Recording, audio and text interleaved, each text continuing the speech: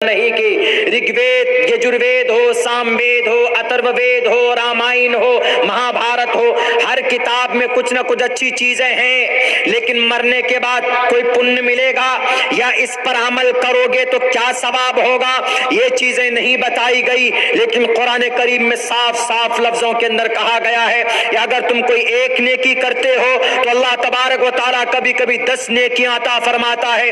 اگر تم نماز پڑھو گے تو نماز تم کو بے حیائی بری باتوں سے روکتی ہے۔ ان الصلاۃ تنہا عن الفحشاء والمنکر، قرآن کریم کی 14ویں پارے کے اندر اللہ تبارک و تعالیٰ نے بیان کیا ہے۔ اور قرآن کہتا ہے اگر تم روزہ رکھو گے، کتب علیکم الصیام کما کتب علی الذین من قبلکم لعلکم تتقون، کیوں تم روزہ رکھو گے تو اس روزہ رکھنے کی وجہ سے تمہارے اندر تقوی پیدا ہوگا، تمہارے اندر ڈر آئے گا، تمہارے اندر سے گناہ کا بوجھ دور ہوگا، تم گناہ سے دور ہو جاؤ گے۔ ایک ایک عمل کا اس کا سائنٹیفکلی میڈیکل اعتبار سے بھی اس کا فائدہ بتایا۔ پوچھو رگ وید سے، یجروید سے، سام وید سے، اترو وید سے، رامائن سے، مہا بھارت سے، گیتا سے، پران سے، شیو پران سے، گرور پران سے، بھگوت پران سے، آواستھا سے، دساتیر سے، ان کتابوں سے پوچھئے کہ کوئی اچھا عمل کرے تو دنیا میں اس عمل کا ریئیکشن کیا ہوگا یا اس کا منافع کیا ہوگا۔ دنیا کی کوئی بھی کتابیں نہیں کہے گی کہ تم اگر پوجا کرو گے تو تم کو یہ فائدہ ہوگا، نہیں، پوجا کرو کس لیے؟ بس پوجا کر رہے ہیں جی، کوئی پریشانی دور ہو گئی، پریشانی دور ہونے کے لیے پوجا کرتے نہیں، قدرتی طور پر بتاؤ نا کہ اگر کوئی ہم اچھا عمل کریں گے تو اس کے بدلے میں کیا ملے گا۔ ہم تو اتنا جانتے ہیں کہ وَنَهَى النَّفْسَ عَنِ الْهَوَىٰ فَإِنَّ الْجَنَّةَ هِيَ الْمَأْوَىٰ، اگر کوئی برائیوں سے روکتا ہے اپنے آپ کو اور نفس کو کنٹرول میں رکھتا ہے تو اللہ تبارک و تعالیٰ نے اس شخص سے وعدہ کیا ہے کہ فردن ایک ایک نیکی چھوڑو۔ وَنَهَى النَّفْسَ عَنِ الْهَوَىٰ، ہمارے جوان کو فلم دیکھنے کا من کرتا ہے، ہمارے جوان کو جوان بیٹی کی عزت لوٹنے کا من کرتا ہے، ہمارے نوجوان کو شراب پینے کا من کرتا ہے، ہمارے سماج کے کچھ لوگوں کو چائے کی دکان پر بیٹھ کر کسی کے خلاف غیبت کرنے کا من کرتا ہے، لیکن وہ رک جاتا ہے۔ وَنَهَى النَّفْسَ عَنِ الْهَوَىٰ، خواہش نفس کو پورا کرنے سے رک جاتا ہے تو اللہ کیا دیتے ہیں اجر؟ فَإِنَّ الْجَنَّةَ هِيَ الْمَأْوَىٰ، جنت اس کا ٹھکانہ ہوگا۔ دنیا کی کسی کتاب میں نہیں، صرف قرآن کریم میں۔ میرے بھائیو، کسی بھی کتاب سے پوچھ لیجئے، دنیا کی کسی بھی کتاب سے آئے کیسے کوئی بھی کتاب نہیں بتا پائے گی۔ توریت، زبور، انجیل کا وہی میتھڈ ہے جو قرآن کا ہے، اور جو کتابیں بڑی کتابیں جو دعوے کیے جاتے ہیں، ابھی سب سے مبارک جگہ پر کہاں پر؟ قلب میں، دل میں۔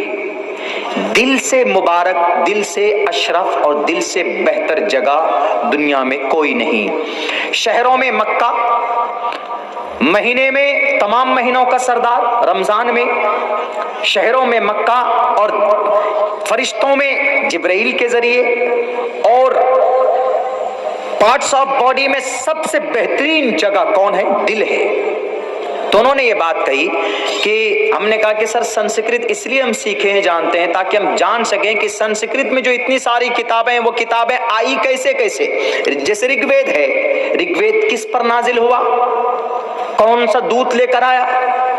رگ وید لے لیجئے، یجروید لے لیجئے، سام وید لے لیجئے، اتھرو وید لے لیجئے، اپنشد لے لیجئے، یہاں تک کہ پران لے لیجئے۔ یہ 3 کیٹیگری کی کتاب ہے۔ پہلے نمبر پر وید، پھر اس کے بعد اپنشد، اس کے بعد پھر پران، 18 پران۔ یہ تینوں کیٹیگری کی کتابیں کس نے لکھی، کہاں سے آیا جی؟ کچھ عطا پتہ نہیں۔ ایشور کے پاس سے کون لا؟ جیسے ہمارے یہاں تو عام ہے، آپ سے کوئی پوچھے کہ بھئی قرآن کیسے نازل ہوا، آپ کہیں گے کہ اللہ کے نبی پر نازل ہوا ہے۔ کیسے نازل ہوا؟ جبرائیل امین لے کر آئے۔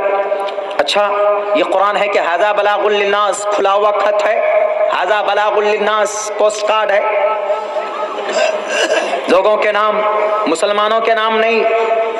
موہن بھاگوت کو ہم نے یہی بات کہی تھی، ہم نے کہا کہ sir this is not for Muslim, Quran Allah sent down to the earth and to teach the only people, to teach the people، لوگوں کو بتانے کے لیے اللہ نے قرآن نازل کیا ہے۔ صرف مسلمانوں کو نہیں، لوگوں کو، بلاغ للناس، هذا بلاغ للناس، شہر رمضان الذي انزل فيه القرآن هدى للناس، سب کے لیے۔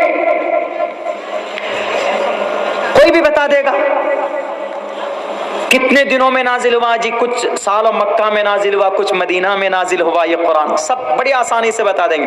لیکن پوچھ لو کہ وید کہاں سے نازل، کب، کون لے کر آیا، نہیں بتائے گا کوئی۔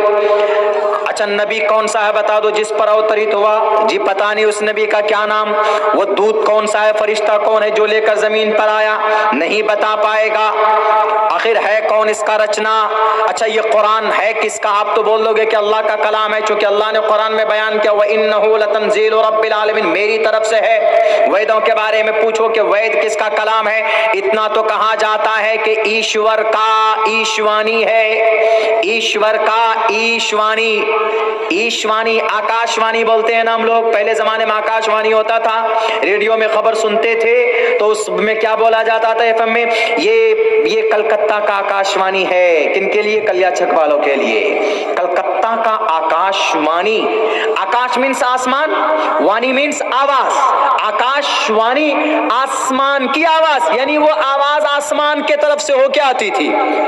ایسے یہاں ایشوانی، ایشور کی آواز، ایشوانی ہے، اتنا تو پتا ہے وید ایشوانی ہے، لیکن یہ ایشوانی آسمان سے، ایشور سے یہ زمین پر لایا کون؟ قرآن کے بارے میں تو پتا ہے جبرائیل لائے، توریت کون لایا؟ جبرائیل ہی لائے۔ جتنی بھی انبیاء کو کتابیں صحیفے دی گئے جبرائیل لاتے تھے اللہ کی وحی، لیکن رگ وید کون لایا؟ اس دودھ کا نام کیا نہیں معلوم۔ اچھا یجروید رگ وید سے چھانٹ کر بنائے جی، سام وید اسی سے چھانٹ کر بنائے، ہے تو ایشوانی، تو بتائیے کون لانے والا؟ گڑبڑی یہیں پر ہو جاتی۔ ہمارے قرآن میں گڑبڑی ہو سکتی؟ بالکل نہیں ہو سکتی، بالکل بھی نہیں ہو سکتی جی۔ قرآن کس کا کلام؟ اللہ کا۔ وَإِنَّهُ لَتَنزِيلُ رَبِّ الْعَالَمِينَ، آیا کون لے کر زمین پر؟ نزل بِهِ الروح الامین، جبرائیل امین لے کر آئے۔ کس لیے لے کر آئے؟ انسانوں کی ہدایت کے لیے، ہدی للناس۔ اچھا انسانوں کی ہدایت کے لیے لے کے آئے۔ اچھا کہاں پر لے کر آئے جی پہلے بتاؤ؟ مکہ میں لے کے آئے کہ مدینہ میں لے کے آئے؟ مکہ مدینہ بعد میں، پہلے نزل علی قلبک، محمد الرسول اللہ کے دل میں، دل پر لے کر آئے۔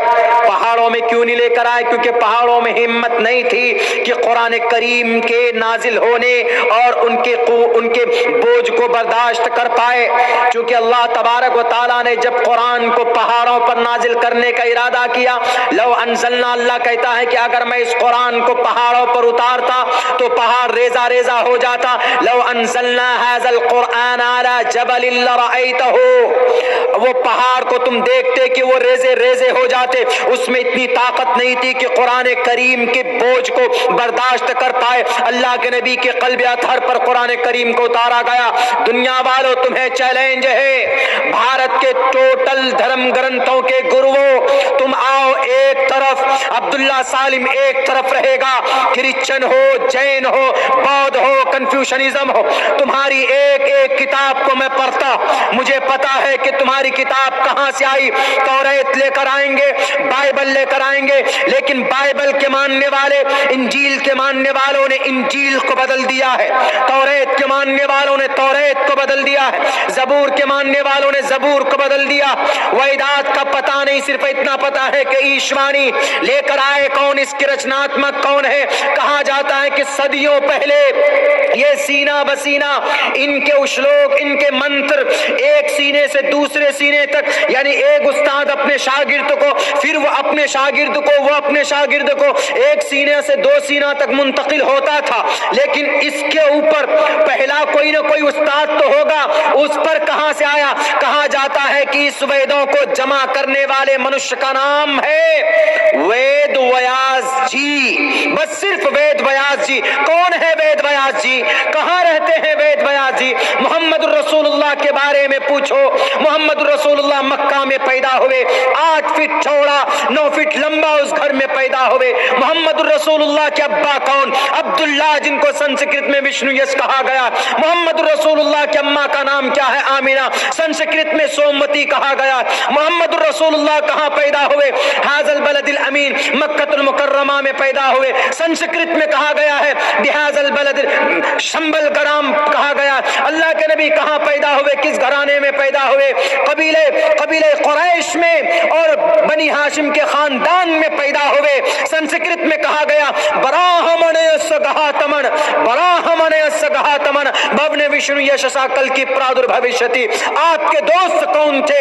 آپ کے دوست ابو بکر تھے، عمر فاروق تھے، عثمان تھے، علی تھے، اور بھی صحابہ کرام تھے آپ کے جو دوست بنے ہیں۔ سنسکرت میں کہا گیا چتر براتری بردیو کرشیامی کلکشیم، 4 دوست ہوں گے ان کے ساتھ جو ہمیشہ ہر وقت ان کے ساتھ ہوں گے، کوئی ان کا دامن نہیں چھوڑے گا، کوئی ان کا ساتھ نہیں چھوڑے گا۔ بدر کا میدان ہو، احد کا میدان ہو، چاہے شیب ابی طالب کا گھاٹی ہو، چاہے مکہ المکرمہ کے دور و دیوار پر نبی کے اوپر ظلم و زیادتی کے پہاڑ توڑے جا رہے ہو، ہر مقام پر اللہ کے نبی کے ساتھ ابو بکر صدیق کھڑے تھے۔ اس لیے قرآن میں کہا لا تحزن ان اللہ وقال لصاحبہ لا تحزن ان اللہ معنا، اے ابو بکر صدیق آپ گھبرائیے نہیں، اللہ تبارک و تعالی ہمارے ساتھ ہے۔ میرے بھائیو، ایک ایڈریس بتا رہا ہے کہ نہیں بتا رہا؟ اللہ صرف قرآن میں نہیں، ہر جگہ بتا رہا۔ اب پوچھئے دنیا کے اور کتاب والوں سے کیسی آئے، کیا آئے، نہیں بتا پائیں گے۔ تو یہ چیز ہے، ایک چیز، ایک وجہ، آنے کی وجہ دنیا میں اللہ تبارک و تعالیٰ وہ بھی بیان کر رہا ہے۔ اس سے صاف پتہ چلتا ہے کہ قرآن کریم ہمارا آخری اوتھینٹک فائنل اللہ کا کلام ہے۔ ہم اس کو سنبھال کر رکھیں گے، اس سے جڑ کر رہیں گے تو انشاءاللہ تبارک و تعالیٰ کبھی ذلیل اور رسوا نہیں ہوں گے۔ جو لوگ قرآن نہیں پڑھنا جانتے ہیں ابھی تک، نوجوانوں بے شرم رنگ گانا تو یاد کر لیے بہت جلدی، یوٹیوب میں دیکھتے، فیس بک میں دیکھتے یاد ہو جاتا ہے، لیکن کبھی کبھی آپ کو کوئی سورت بھی یاد ہو جانا چاہیے۔ کسی قاری صاحب کی تلاوت سن کر یوٹیوب میں یاد کر لیا کرو، سن کر ہی ایک حرف پڑھو گے تو اللہ نیکی عطا فرمائے گا۔ کل قیامت میں جب تم پریشان ہوں گے تو اللہ تبارک و تعالیٰ اسی قرآن کے ذریعے سے اللہ تبارک و تعالیٰ آپ کی مغفرت بھی کروا دے گا۔ قرآن آپ کا ضامن بن جائے گا۔ سپریم کورٹ میں اگر کوئی آپ کو کیس جتا دے تو آپ غلام بن جائیں گے اس کے، لیکن کل قیامت میں اللہ کے نزدیک آپ کا بیڑا اٹک جائے گا، معاملہ اٹک جائے گا، تو قرآن آ کر کے کہے گا کہ نہیں، دس پر